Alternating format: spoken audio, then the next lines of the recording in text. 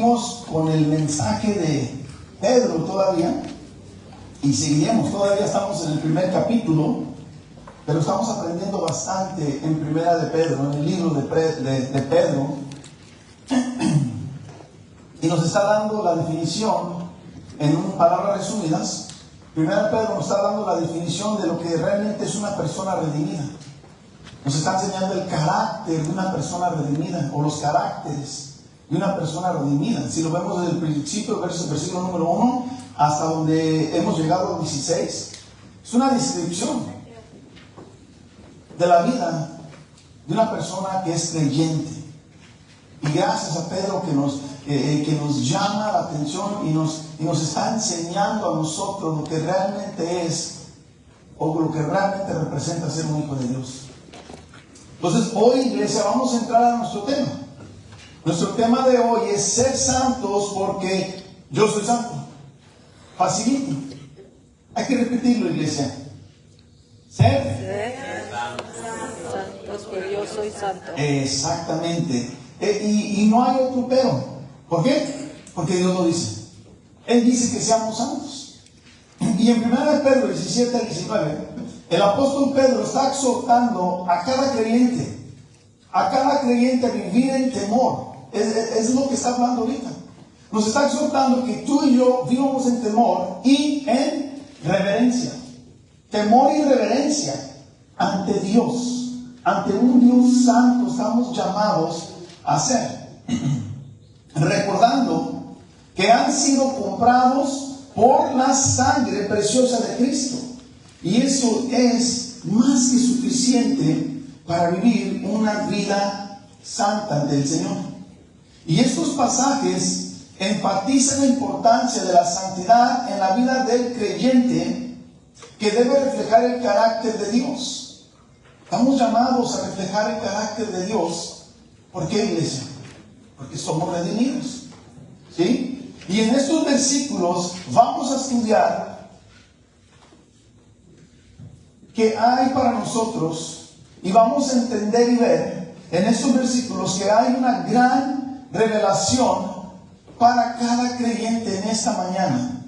Hay algo grande que se está revelando en la palabra de Dios, ya que nos recuerda que nuestra vida debe ser una respuesta a lo que Dios ha hecho para cada uno de nosotros. Es nuestra respuesta. Respondemos de una manera diferente porque Dios ya ha logrado algo en el creyente. Y por eso hay respuesta diferente, iglesia. Hoy en el mundo caído, que vive inmoralmente mal, que no viven bien, somos llamados, iglesia. Somos llamados a vivir en santidad, y es algo que nos desafía, pero somos llamados a vivir a santidad, pero también una fuente de fortaleza y propósito. Y nos motiva a nosotros a discernir nuestras acciones y decisiones a la luz del sacrificio que Cristo hizo por nosotros. Y por eso es una respuesta diferente. Porque tu respuesta no es basada en las circunstancias del mundo, no es basada en la actitud del mundo. Tu respuesta es en lo que Cristo ya logró en ti y en mí. Y esa es nuestra respuesta. Y respondemos a ese sacrificio, a esa nueva identidad, iglesia. Y vivir en santidad no es solo un llamado de obediencia, no solamente es eso, sino es una invitación a experimentar la profunda transformación que viene al aceptar el sacrificio de Jesús. Es una respuesta al decir: yo creo en Él. Él es mi Salvador, Él es mi Rey, Él es mi Redentor. Respondemos con una vida diferente. Y la santidad no es opcional para los creyentes. No es opcional, iglesia. Es un distintivo del verdadero creyente que ha sido redimido y regenerado. Así somos distinguidos en nuestra santidad, en nuestra obediencia. Somos apartados de los demás. La gente puede ver quién somos, a quién le pertenecemos, en nuestra manera de vivir, en nuestra manera de hablar, cómo actuamos, qué hacemos, qué no hacemos, iglesia. Y la Biblia muestra que la sangre de Cristo es el cumplimiento del plan redentor de Dios. Cristo no murió nomás por morir. Había un plan desde el principio, desde antes de la fundación del mundo ya había.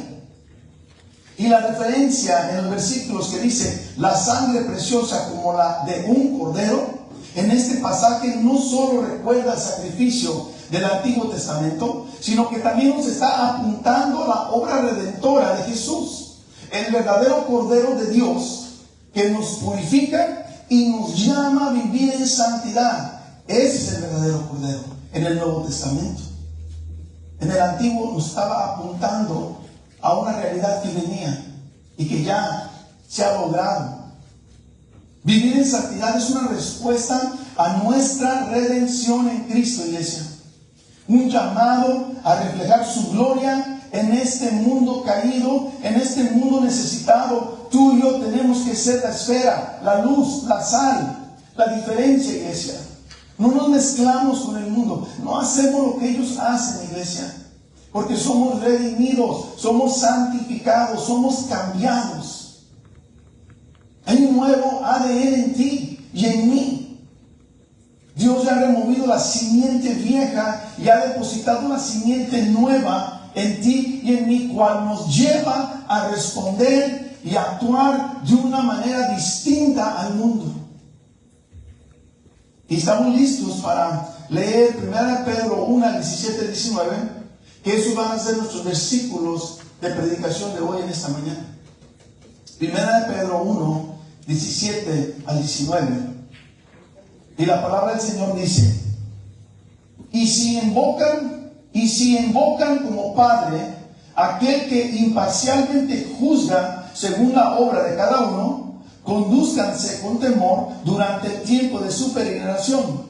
Ustedes saben que no fueron redimidos de su vana manera de vivir, heredada de sus padres, con cosas perecederas como oro o plata, sino con sangre preciosa como de un cordero sin tacha y sin mancha, la sangre de Cristo. La semana pasada terminamos con el versículo 16. Y el versículo 16 nos decía al final: sean santos porque yo soy santo. Así se terminó la prédica de la semana pasada. Sean santos porque yo soy santo. Y esa es la razón por la cual debemos vivir en santidad, iglesia. Porque fuimos llamados a la santidad. Sean santos porque yo soy santo. Pedro quiere que el pueblo de Dios comprenda que Él, el gran yo soy, es santo. Y Él está separado de todo el mal. Y tú y yo tenemos que estar separados de todo el mal, porque nuestro Padre está separado del mal. Y debemos imitar al Padre, iglesia. Y así entramos al verso 17. El verso 17, 1 Pedro 1:17, la Nueva Bíblica de las Américas, es la que estoy leyendo yo. Dice: y si invocan como Padre aquel que imparcialmente juzga según la obra de cada uno, condúzcanse con temor durante el tiempo de peregrinaje. Ahora, fíjense lo que dice 1 Pedro 1:17 en la Nueva Traducción Viviente. Dice: recuerden que el Padre Celestial, a quien ustedes oran, no tiene favoritos. Él los juzgará o los recompensará según lo que hagan. Así que tienen que vivir con un reverente temor de Él mientras sean extranjeros en la tierra, iglesia. La palabra invocan en la versión que estoy leyendo yo, la nueva versión de la Biblia de las Américas, tiene un gran significado en este versículo. Hay algo grande que tenemos que comprender en esta palabra. En 1 Pedro 1:17, la palabra traducida como invocar proviene de la palabra griega epixkaleo. Y este verbo generalmente significa invocar, apelar o llamar. Y en el uso bíblico, especialmente en el Nuevo Testamento, a menudo se transmite la idea de llamar a Dios a través de oración o de adoración, invocar. Y en este contexto implica un acto de reconocimiento y dirigirse a Dios no solamente como una deidad distante, sino como un padre personal que también juzga imparcialmente. Esa es la diferencia. Hay una diferencia aquí. Y tiene esta palabra un tono relacional, reconociendo la autoridad de Dios mientras confía tú y yo en su cuidado y en su justicia. Por eso lo invocamos al Señor. Estamos apelando, estamos llamando, le estamos hablando a nuestro Señor. Y Dios, el Padre, dice que es juez imparcial. Y es algo bien importante, iglesia. Pedro usa la palabra imparcial para describir un atributo de Dios. Esto significa que Dios no tiene favoritos, que no puede ser sobornado o persuadido por nada ni nadie. No hay nada que tú puedas hacer para cambiar a Dios, para cambiar lo que Él ya ha decretado. Nada cambia a Dios. Él juzga, dice su palabra, Él juzga a cada uno, a cada persona de manera justa, sin favoritismo y sin discriminación. Ese es nuestro Dios, ese es nuestro Padre. Una verdad fundamental de la naturaleza de Dios es su perfecto o su perfecta justicia. Él es el juez imparcial que no hace distinción entre creyentes, iglesia, y entre no creyentes. Esto significa que cada uno de nosotros vamos a ser evaluados por nuestras obras y en la forma que tú y yo vivimos, creyente o no creyente. Pero para los que hemos confesado creer en Cristo, esto no es algo para temer.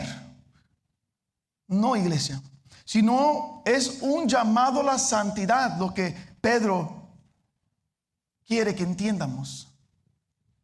No podemos usar nuestra fe como una excusa de vivir de una forma descuidada. Al contrario, iglesia, nuestra salvación nos debe impulsar a vivir con reverencia, sabiendo que lo que hemos o lo que hacemos en el cuerpo de Cristo importa y será examinado por nuestro Padre Celestial, que es un juez imparcial. Y Dios no es como el ser humano, que cambia su parecer según sus emociones, según cómo se siente. Dios ve nuestros corazones. Él ve lo interior, lo que está dentro de cada persona, es lo que Dios está viendo, iglesia. Y los humanos, nosotros, nos dejamos llevar por las apariencias, por las cosas que hacen o las cosas que dejan de hacer. Y como Dios no tiene parcialidad, o sea, no tiene favoritos, Él nos va a juzgar conforme nuestras obras, nos dice el versículo. Y hay una gran seguridad, iglesia, una gran seguridad. Hay una garantía que Dios jamás te va a culpar a ti o a mí por algo que no hicimos. Jamás seremos culpables. Jamás, iglesia. Tú y yo seremos juzgados por todas nuestras obras. Iglesia, tú y yo tenemos una responsabilidad personal. Hacer las cosas conforme Dios ha mandado. Una responsabilidad de hacer lo correcto. No vamos a poder justificar nuestros malos actos ante un Dios imparcial. Ni lo intentes. No podrás decir, Señor, actúe mal con la hermana de la iglesia, porque híjole, Señor, tú sabes que esta hermana es difícil, es prepotente. Entonces, Señor, pues yo le tuve que dar un estate quieta. Conmigo tocó pared esta hermana. ¿Qué creía? ¿Que se iba a pasar y la iba a dejar? No, Señor, yo le di lo merecido. Porque así somos muchos. Queremos darle un estate quieto a los demás y nosotros, ¿qué nos dicen? O nos dicen y nos ofendemos luego. Pero estamos listos para llamar a los demás a cuentas. Pero debes llamarte tú primero a cuentas antes de querer llamar a los demás a cuentas. Eso es bíblico, iglesia. Y no hay otra manera de hacerlo. Y nuestra actitud de hipocresía y orgullo no podrá ser justificado echándole la culpa a la hermana, al hermano, a tu esposo, a tu esposa, a tus hijos, a tus hijas, al vecino, a la vecina, al gobierno, al presidente, a Trump. A nadie podemos culpar. Es tu responsabilidad, es mi responsabilidad. Y no habrá manera de decir, no fue mi culpa, Señor. Me provocaron, Señor. Todos nuestros pecados son nuestra responsabilidad. El versículo 17 dice: juzga la obra de cada uno. Tenemos la responsabilidad de vivir en santidad, iglesia. Dios nos va a juzgar en cómo vivimos, en cómo tratamos a los demás. Cada acto es nuestra responsabilidad. Cada acto, iglesia. Independientemente de tu estatus en esta vida, de quién eres, tu renombre, tu fama, tú serás y yo seré juzgado conforme nuestros hechos, no conforme nuestro título, no conforme quién somos aquí, sino por nuestros hechos, nuestras obras. Y por eso tenemos la obligación de vivir en temor, en reverencia. Esa es nuestra obligación. Y esta es la única manera en que nuestra vida le va a agradar a Dios, iglesia. No hay otra manera que tú y yo podemos agradar a Dios. Deuteronomio 4:10 lo dice. Recuerda el día que estuviste delante del Señor tu Dios en Horeb, cuando el Señor me dijo: reúneme el pueblo para que yo les haga oír mis palabras, a fin de que aprendan a temerme todos los días, que vivan sobre la tierra y las enseñen a sus hijos. ¿Qué fue lo que dijo al final? Que aprendan a temerme. Proverbios 1:28-29. Entonces me invocarán, pero no responderé. Me buscarán con diligencia, pero no me hallarán, porque odiaron el conocimiento y no escogieron el temor del Señor. Proverbios 9:10. El principio de la sabiduría es el temor del Señor, y el conocimiento del santo es inteligencia. Al vivir en temor, en reverencia, este estilo de vida nos va a alejar de los malos caminos, iglesia. Nos va a alejar de ellos. Y no nomás de los malos caminos, nos va a alejar de las malas decisiones, iglesia. Si este temor hacia Dios no es parte de tu vida, no es parte de mi vida, estaremos desconectados de Dios y vamos a vivir una vida que complace la carne, que complace al mundo, porque no tienes temor, porque no tienes reverencia, y no hay nada que te detenga en pecar, no hay nada que te detenga en vivir como los demás, porque no hay reverencia en tu vida. Y esto nos lleva a renunciar al libertinaje, iglesia, a vivir en libertad, que son dos cosas diferentes, dos cosas distintas. Libertinaje y libertad no van de la mano, son dos mundos diferentes. El libertinaje nos lleva a actuar en la carne, a cumplir nuestros deseos, a hacer lo que me complazca a mí, al yo, hacer lo que los demás hacen, hacer lo que yo creo que está bien, hacer lo que yo quiera hacer. Eso es libertinaje. La libertad en Cristo ha roto esas cadenas de libertinaje en los hijos y en las hijas de Dios. Nos dio una perspectiva nueva, una vida nueva y una nueva identidad, iglesia. Por lo cual, tú y yo debemos actuar distintos a los demás. No podemos pensar que hoy voy a hacer un pecadito, y luego me arrepiento y Dios me perdona. Y así me la voy a llevar. Un pecadito. Pues primero quiero expresarles que no existe pecadito. Te robas un dulce, te robas 1 millón, Dios está en el mismo nivel. No hay pecadito ni pecadote. Todo es un mismo pecado. Todo, iglesia.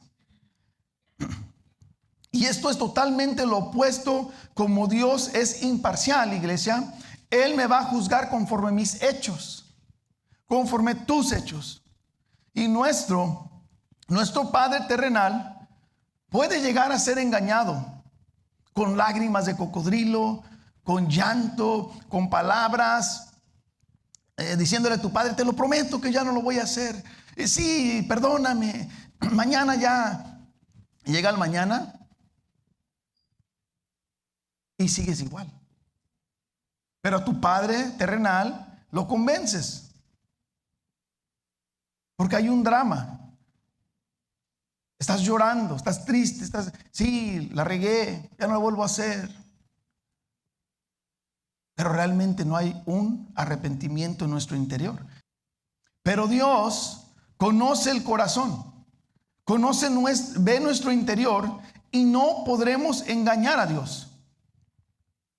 Por eso, iglesia, por el simple hecho de ser parte de la familia de Dios, por el hecho que Él es nuestro Padre, nuestra manera de vivir debería reflejar la santidad, por el simple hecho que es nuestro Padre. No hay otra razón. Nos ha dado una nueva identificación, una nueva ID. ¿Saben qué es una ID, verdad? Algo que te identifica. Él nos ha dado una nueva. Nuestra identificación, nuestra ID, comprueba que tú y yo somos hijos de Dios. Es nuestra actitud tu ID, es nuestras obras tu ID, tu manera en que cómo te conduces es tu ID, es tu identificación, es tu manera de representarte ante el mundo. No es la Biblia en mi mano andando, caminando y dando versículos a todo el mundo. Y luego llego a mi casa y soy el mismísimo diablo con mi esposa, con mis hijas, con mis vecinos, con mis vecinas. No, eso no me identifica como un verdadero hijo de Dios. No es la Biblia en la mano, no son todos los versículos que sabemos, no es el doctorado, no es los estudios, no es el seminario. El mejor testimonio de ser hijo de Dios se refleja en nuestra vida. Nos tenemos que acordar, iglesia, que ya somos renacidos. Somos renacidos, ya no somos los mismos. Dios nos ha cambiado, nos ha transformado. Ya no somos hijos del mundo, ya no somos hijos del diablo. Lo vimos la semana pasada. Ya no somos hijos de Él. Somos hijos de un Dios santo. Un Dios santo, iglesia. Y mira lo que dice Juan 1, 12 al 13. Juan 1, 12 al 13. Y dice: pero a todos los que lo recibieron, les dio el derecho de llegar a ser hijos de Dios, es decir, a los que creen en su nombre, que no nacieron de sangre, ni de la voluntad de la carne, ni de la voluntad del hombre, sino de Dios. Iglesia, somos criaturas nuevas. 2 Corintios 5, 17 nos dice: de modo que si alguno está en Cristo, nueva criatura es. Las cosas viejas pasaron, ahora han sido hechas nuevas. ¿Sí escucharon, iglesia? Somos hechos nuevos. Lo viejo ya no existe, ya no está. Y en el juicio final todos darán cuentas. Todos darán cuentas de sus obras ante un Dios imparcial, iglesia. Tenemos que recordar eso. Y aunque nos ama y somos de su familia, Él sigue siendo juez. Él sigue siendo juez. recordar todo lo que Dios ha hecho por nosotros, de dónde nos sacó. Iglesia, eso es más que suficiente para llevarnos a vivir en reverencia y en santidad. No debe hacer otro milagro el Señor, no debe ser otra obra, ya lo hizo. Ya lo hizo. Dios y Cristo hizo muchos milagros en el Nuevo Testamento. ¿Y qué pasó? Muchos no creyeron. No necesitamos otro milagro más. Lo que necesitamos es cambiar nuestra vida, nuestra actitud, nuestra manera de ser. Iglesia, no podemos vivir abusando de la bondad de Dios, de su misericordia, de su amor. Sabemos que es un Dios lleno de misericordia, es un Dios lleno de amor. Pero nuestro propósito en la tierra es vivir para la gloria de Dios. Ese es nuestro propósito. Dios es glorificado en nuestra manera de vivir. Es magnificado. Y tu fe es demostrada en acción, iglesia. Mi fe, tu fe se demuestra en acción. Muchos decimos ser personas de fe, pero pocos la vivimos. Pocos vivimos esa fe. Y tus acciones, mis acciones necesitan declarar que somos hijos e hijas de Dios. No mis palabras, iglesia. Mira alrededor. ¿Cuántos faltan? ¿Cuántos no están aquí frecuentemente? Solamente nosotros necesitamos de Dios. Solamente nosotros necesitamos la palabra de Dios y ellos no. Pero nosotros hemos elegido estar aquí porque sabemos que Dios es más importante que cualquier otra actividad hoy domingo. Él es más importante que lo que esté pasando en mi casa, en mi familia. Porque sin Él yo no puedo ayudar a los demás. Yo no puedo ser levantado. Necesitamos a Dios, poner a Dios primero, iglesia, antes de cualquier cosa. Porque las obras santas, iglesia, son el fruto de nuestra salvación. Las obras, tu ID. Y no somos salvos por obras, eso ya lo sabemos. Pero las obras demuestran a quién le pertenecemos, iglesia. ¿Quién es nuestro Padre? Dios no juzgará al que confesó creer en Cristo y vivió como hijo de Dios. Ese no será juzgado. No hay nada que juzgar.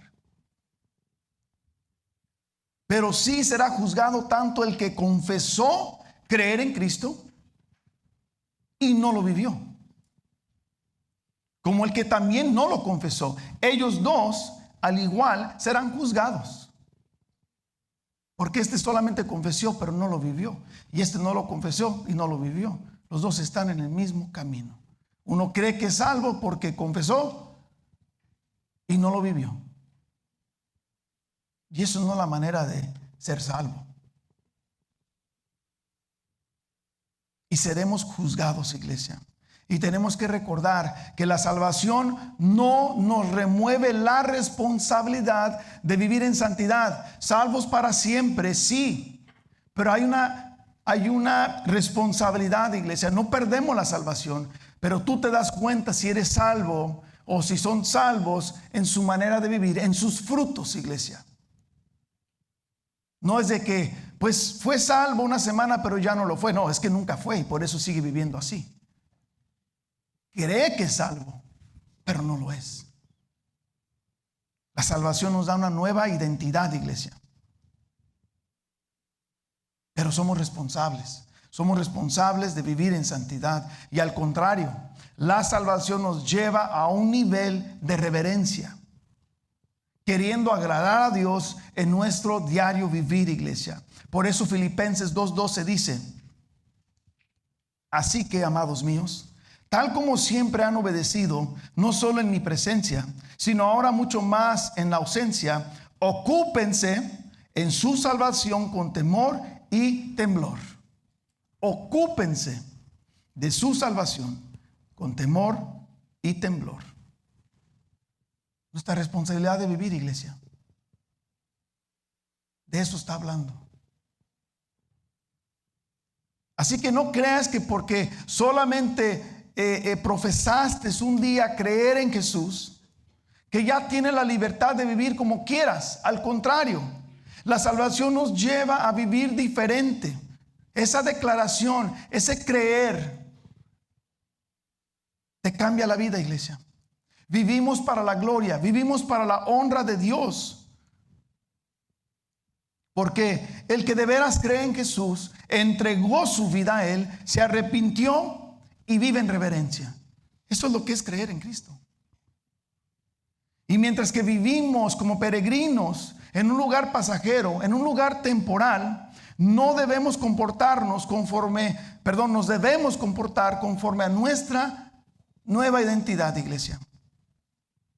Este mundo no es nuestro lugar permanente, nos está diciendo Pedro.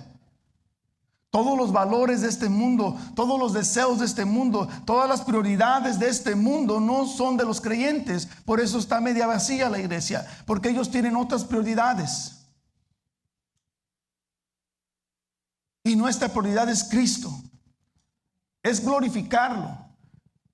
Es que crezcamos en sabiduría, en entendimiento, para que nuestra vida sea cambiada y transformada, iglesia. Somos ciudadanos de una tierra nueva, un mundo nuevo. Filipenses 3:20, iglesia, mira, porque nuestra ciudadanía está en los cielos, de donde también ansiosamente esperamos a un Salvador, el Señor Jesucristo, iglesia. De donde somos ciudadanos del cielo. Ahí la inmigración no nos va a tocar a nadie. Nadie nos puede sacar de allí. Ni el gobierno, ni el presidente, ni la policía. Nadie en la iglesia, nadie nos puede arrebatar esa ciudadanía, porque nos la dio Dios. Somos sellados por Él. Y esa es la ciudadanía que ustedes cuidamos. Es el derecho que Dios nos ha dado a llamarle Padre. Los egipcios fueron peregrinos, iglesia, quiero que escuchen, por 40 años en el desierto. Dios los sacó de la esclavitud. Ya saben de Éxodo, lo estamos estudiando. Dios los sacó de la esclavitud, queriéndolos que llevar a la tierra prometida. Ese era el propósito, salir de la esclavitud para llevarte a una mejor tierra. Pero hubo un problema muy grande, grandísimo. Casi todos murieron. Casi toda la primera generación fue muerta. Murió, iglesia. No lograron llegar. Se quedaron como peregrinos. Se quedaron viviendo como el mundo. No llegaron, iglesia. Y según eran creyentes, pero ¿qué pasó? No obedecieron a Dios. Y así pasa con muchos de nosotros. Decimos ser creyentes, pero no obedecemos. Mira lo que dice 1 Corintios 10:5, para que vean que no me la estoy inventando. Dice: sin embargo, Dios no se agradó de la mayor parte de ellos, y por eso quedaron tendidos en el desierto. Dios no estaba contento con la vida de ellos. Y aunque eran Israel, el pueblo de Dios, Dios es ¿qué? Un juez imparcial. A su mismo pueblo les tocó la justicia de Dios. Y gracias a Dios que es imparcial. Y también Pedro nos recuerda que todo lo que estamos leyendo fue escrito o está escrito para amonestarnos, pero también para animarnos en la carrera que tú y yo estamos. Y tú y yo tenemos que estar atentos. Mira lo que dice 1 Corintios 10:11-12, iglesia. Estas cosas le sucedieron como ejemplo y fueron escritas como enseñanzas para nosotros, para quienes ha llegado el fin de los siglos. Por tanto, el que cree que está firme, tenga cuidado, no sea que caiga. Todo esto lo vimos. Dios nos dio los profetas, nos dio los apóstoles para nuestro beneficio, iglesia, para que no caigamos. Para que no nos quedemos a la mitad de la carrera y creemos que vamos bien en la carrera. Tienes que usar el espejo para ver cómo va tu carrera. No para ver cómo va la carrera de tu esposo, tu esposa, tu vecino, tu vecina. Ve tu carrera. ¿En dónde vas en la carrera? Y no puede ser trampa en la carrera, porque Dios lo ve. Y esto es para el cristiano. para que recuerde que lo que ha sucedido en el pasado, que se ha reanimado en este día, para fortalecer nuestra fe, iglesia, para no cometer los errores como los cometieron los de antes, iglesia. Ellos no llegaron por desobediencia, y Pedro quiere que sepa: hey, estamos llamados a obediencia. No vamos a quedarnos en el peregrinaje como Israel en el desierto, creyendo que vamos a llegar, creyendo que somos salvos, y no lo somos. Nos autoengañamos, porque tenemos que vivir en obediencia. Y este es uno de los mejores consejos que nos puede dar ahorita Hebreos 4:1, y dice: por tanto, temamos que no sea que permaneciendo aún la promesa de entrar en su reposo, alguno de ustedes parezca no haberlo alcanzado. Tenemos que permanecer, iglesia. Puede ser que no alcancemos, puede ser que ni lleguemos, puede ser que no estemos ni en la carrera. Seguimos en el mismo lugar donde confesamos, pero nunca nos movimos. Ahí seguimos, creyendo que no hay nada. Confesamos y aquí me quedo hasta que Cristo venga por mí. Hay responsabilidades. Vivir en reverencia, seguir firmes, es la manera de vivir ante Dios. Y hay varias razones para ser santo, iglesia. Primero, el Dios que nos llamó es santo. Segundo, Dios Padre sigue siendo Dios juez. Tercero, ya que nunca pertenecemos plenamente a este mundo, debemos vivir según las normas de Dios y no del mundo. Y finalmente, debemos ser santos porque Jesús vino a redimirnos de una vida vacía heredada de nuestros antepasados. Es lo que dice el versículo. Mira, primera de Pedro 1, 18 al 19. Dice: ustedes saben que no fueron redimidos de su vana manera de vivir, heredada de sus padres, con cosas perecederas como oro o plata, sino con sangre preciosa, como de un cordero sin tacha y sin mancha, la sangre de Cristo. Iglesia, Pedro está declarando un punto importante sobre la redención, que ha sido el tópico de todo este libro hermoso. El tema de la redención es un tema central de Pedro, iglesia. En el verso 18 nos está aclarando a ti y a mí que nuestra redención no es por obra humana. No es por obra humana. No viene de alguna idea, de alguna religión, de un método de mi padre o alguna tradición de mi padre, de mi madre, de mis abuelos, de mis abuelas, de mis bisabuelos, porque de ahí vienen muchas tradiciones religiosas haciéndonos pensar que estamos bien con Dios. Y Pedro nos quiere hacer saber que todo acto humano, todo intento humano no tiene valor ante los ojos de Dios. Lo que tú creas que estás haciendo para Dios, para ser salvo, como dicen algunos, para ganarme la escalera, para ganarme el favor, para que cuando yo me muera me vaya al cielo, no sirve. Y Pedro usa como metáfora la comparación del oro y la plata. Sabemos que el oro y la plata son metales preciosos de alto valor en este mundo. Una de las cosas más caras. Pero también sabemos que estos metales son los que duran más que cualquier otro metal. Duran más. No les pasa nada. Y Pedro escoge estos dos metales para demostrar que la redención humana es sin valor, es inestable, sin poder. Por eso usó estos metales valiosos para dejarte saber que tu esfuerzo no sirve. Tu esfuerzo no vale nada para ser redimidos. Y el humano promete que ya no va a tomar. Y la semana que viene están borrachos. Ya no voy a robar.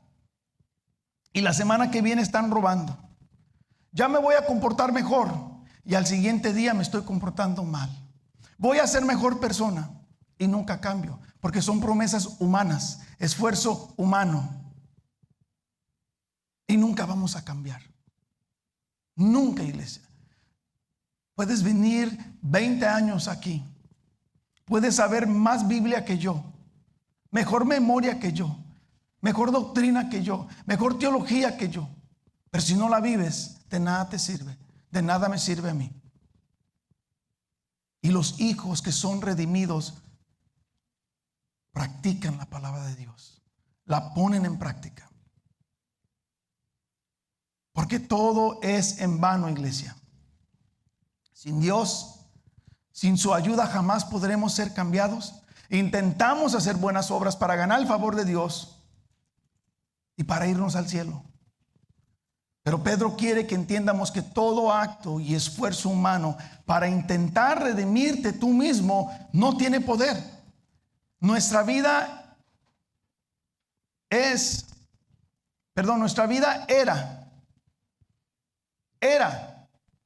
era nuestra vida. Así vivíamos. Pero nuestra vida fue cambiada. ¿Por qué? Porque fue redimida. Y no fue por tus esfuerzos o por mis esfuerzos. No fue porque nuestro Padre terrenal logró algo grande con Dios. No fue porque nuestros padres terrenales lograron la redención en nuestras vidas. Por mucho que tu padre y tu madre terrenal te amen en este mundo, por mucho que te quieran ver redimidos, que te quieran ver salvos, aún eso no es suficiente para que tú seas salvo, para que tú seas redimido. Ese amor no es suficiente. Solamente el que de veras cree en Cristo, el que entrega su vida, el que se arrepiente y vive en temor reverente, iglesia. La palabra redimir hoy en día tiene una connotación religiosa muy diferente. Pero mira lo que significa. En el tiempo de Pedro, el término era muy diferente, iglesia. Era usada para hablar de la liberación de un esclavo o un cautivo de alguna tierra. De una guerra. Ellos eran redimidos. Fíjense. Alguien pagaba el costo de ellos para liberarlos, porque los agarraron, los encerraron, y alguien viene y paga para que sean libres. Eso es lo que significa redimidos. Y de una manera muy similar, eso es la redención para nosotros. Éramos esclavos del pecado. Cristo nos redimió. Él pagó el precio de nuestra liberación. Él saldó la deuda. Y por eso somos libres del pecado, iglesia. Pero el pago no fue monetario. No fue con dinero. No, iglesia. No fue con oro o no fue con plata. Cristo pagó con su sangre, con su muerte. Y por eso las cadenas son rotas del pecado. No somos esclavos del pecado, sino con su sangre preciosa, como un cordero, sin tacha y sin mancha, la de Cristo fue la que pagó. 1 Corintios 6:20 dice: porque han sido comprados por un precio. Por tanto, glorifiquen a Dios en su cuerpo y en su espíritu, los cuales son de Dios. ¿De quién es de Dios tu cuerpo? ¿De quién es nuestro cuerpo? Nuestra alma. De Dios. ¿Por qué? Porque nos compró. Le pertenecemos a Él. Ya no al diablo. We have a new Father. He bought us. He redeemed us. Nos liberó. Y tú y yo somos libres. Una persona libre del pecado vive de una manera distinta, una manera que los separa de los demás, iglesia. Y esta es la manera nueva de vivir y se llama santidad. Iglesia, tenemos que cerrar las puertas al pecado, al alcoholismo, a la pornografía, al engaño, a la ira, al chisme. y mucho más. Tenemos que cerrarle la puerta. Una persona santa tiene la capacidad de poder alejarse de todo eso, porque el Espíritu Santo nos ha capacitado, nos ha sellado, nos ha transformado. Y no es tan fácil como suena, iglesia, yo lo sé. Pero por eso tenemos que estar atentos a cualquier deseo pecaminoso, a cualquier pensamiento. Y tenemos que estar listos, preparados, responder en oración, en lectura bíblica, buscar una persona madura para que te fortalezca en oración, para que te instruya en caminos correctos, iglesia. Si vamos con una persona como nosotros, ¿qué te va a decir? Tal vez te va a decir: no te preocupes, todos pecamos, somos imperfectos, solamente arrepiéntete y sigue tu vida. Ese es el peor consejo que nos puede dar a alguien. Pero muchos dan ese tipo de consejo para llevarla bien con el hermano y hermana. Pero eso no es bíblico. Tú y yo fuimos sacados de una vida sin sentido, dice Pedro, una vida vana. Fuimos sacados de esa vida vana. Pero en Cristo nuestra vida retomó un nuevo significado, iglesia. Fuimos adoptados, tenemos un Padre celestial, fuimos redimidos por la muerte de Cristo que pagó con su sangre. Y al saber todo esto, nos debería llevar a una vida de temor y gratitud. Es lo que debería impulsar, iglesia. El hecho de que Cristo sufrió, murió y resucitó debe motivarte a ti en alabanza, motivos de alabanza, motivos de honra, motivos de vivir una vida santa, una vida compartida con los santos de Dios, una vida redimida a los pies de Cristo, rendida a los pies de Cristo. Iglesia, tenemos un nuevo dueño. Acordemos que fuimos comprados. Tú y yo ya no vivimos para el mundo, ya no vivimos para nosotros mismos, iglesia, vivimos para Cristo Jesús. 1 Corintios 6, 19, 20 dice: ¿o no saben que su cuerpo es templo del Espíritu Santo que está en ustedes, el cual tienes de Dios, y que ustedes no se pertenecen a sí mismos, porque han sido comprados por un precio? Por tanto, glorifiquen a Dios en su cuerpo y en su espíritu, los cuales son de Dios, iglesia. Este cuerpo imperfecto, esta persona imperfecta, fue comprado por Dios, por un Dios perfecto, que me va perfeccionando. Pero no seré perfecto hasta que llegue yo ante Él, ante su gloria. Allí somos glorificados, somos perfeccionados, pero estamos en el perfecto de la santidad. Somos siendo santificados día tras día, iglesia. Y tenemos una obligación moral y espiritual de actuar de una manera distinta. Cristo le dio un sentido nuevo a nuestra vida. Y no hay manera de poder pagar lo que Él hizo. Tú no puedes pagarle. Por lo cual, la única manera es responder en obediencia. No hay otra manera, iglesia. Y es adorándolo en espíritu y en verdad. Cristo es el Cordero sin tacha y sin mancha. Y esto nos conecta con el Éxodo, lo que dice Pedro: para que el pueblo escapara el ángel de la muerte, el juicio de Dios, tenían que sacrificar un cordero sin mancha, perfecto, y poner la sangre sobre los postes de las puertas. Y el ángel de la muerte no va a tocar a todos aquellos que han puesto la sangre sobre los postes, porque era un símbolo que pertenecían a Dios, un acto de obediencia, iglesia. La sangre del cordero los identificaba como pueblo de Dios, les dio una nueva identidad.